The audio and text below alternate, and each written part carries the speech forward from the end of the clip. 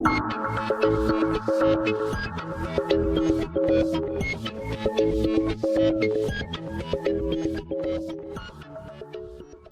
साथ अभी रामजस वाद विवाद समिति के कुछ सदस्य हैं और जो कि अभी इस समय जो वाग्विवाद के सातवां संस्करण हो रहा है उसके आयोजन की जिम्मेदारियां संभाल रहे हैं। तो एक एक से जानने का प्रयास करेंगे कि क्या जिम्मेदारी उन्हें मिली है और कैसा उनका अनुभव है और वो अपनी जिम्मेदारी को निभाने के लिए क्या कर रहे हैं और कितनी मेहनत कर रहे हैं। तो एक एक से जानने का प्रयास करेंगे। सबसे पहले अपना नाम बताओ। नमस्ते, मेरा नाम समर्थ पांडे है।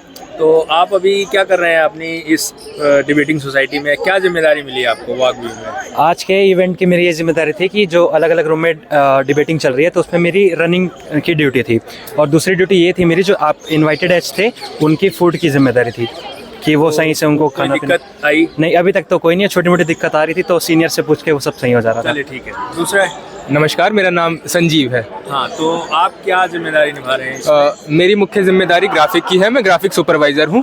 किस प्रकार का कंटेंट इंस्टाग्राम पर जाएगा, किस प्रकार के मोशंस रिलीज किए जाएंगे, कैसे मैचअप्स डिसाइड होंगे, ये कार्य करना मेरा कार्य है और इसको सुचारू रूप से करना भी मेरा कार्य है। तो मेहनत हो रही है इसमें? मेहनत मतलब मुख्य मेहनत इसी में होती है क्योंकि कैसे कंटेंट प्रेजेंट होगा पूरी सोसाइटी के सामने, पूरी सर्किट के सामने, वो मुख्य काम हमारा। ठीक है, आपका क्या नाम है? नमस्कार, मेरा नाम प्रणव है। मैं कंटेंट सुपरवाइजर हूँ। मतलब जो भी एड इनविटेशन पोस्ट जाता है, इनविटेशन पोस्ट जाता है, उसका कंटेंट क्या होगा, फॉर्मेट क्या होगा, मतलब शब्द चैनल, ये सब हमारा काम होता है करना, डिसाइड करना।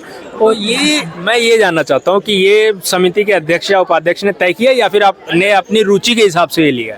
जी, मतलब क्योंकि मेरे को सेकंड ईयर हो गया समिति में, मेरा दूसरा साल है, तो उपाध्यक्ष और अध्यक्ष जानते हैं कि हम मतलब किस मेंबर की स्पेशलिटी किस चीज़ में है, तो उसके आधार पर वो चयनित करते हैं कौन किस टीम में सबसे ज़्यादा बेहतर कंट्रीब्यूट कर सकता है। ओके, ठीक है। और हमारे साथ हैं एक सदस्य हैं, आप क्या भूमिका निभा रहे हैं?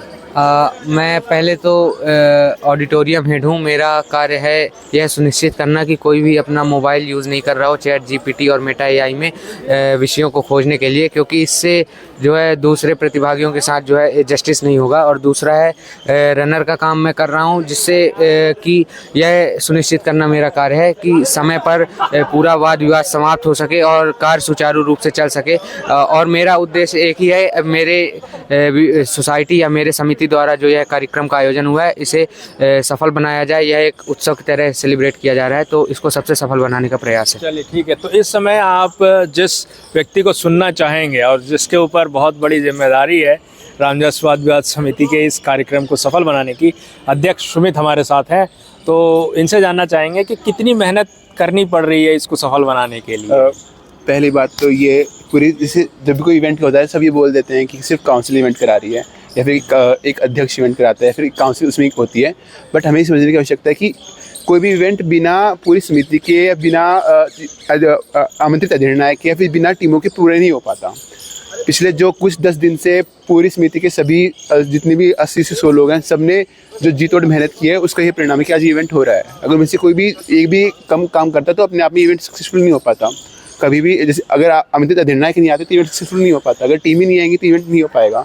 तो हमें समझने पहले बात हमें जानने पहले बस हम सबको एक्सेप्ट करने की आवश्यकता है कि इवेंट कभी भी कोई भी काउंसिल नहीं कराती है, इवेंट पूरी समिति कराती है, जिसमें पार्टिसिपेट करके दिल्ली विश्वविद्यालय की जो टीम्स हैं और एजिस आकर, आप लोग जैसे एजिस बाहर आकर उस इवेंट को सफल बनाते हैं। चलिए, तो अभी 2 दिन बचा है। 2 दिन के लिए आपको बहुत बहुत शुभकामनाएं और मिलेंगे हम बहुत ही जल्द किसी और दूसरी वीडियो में और लोगों का अनुभव जानेंगे। फिलहाल इस वीडियो में इतना ही।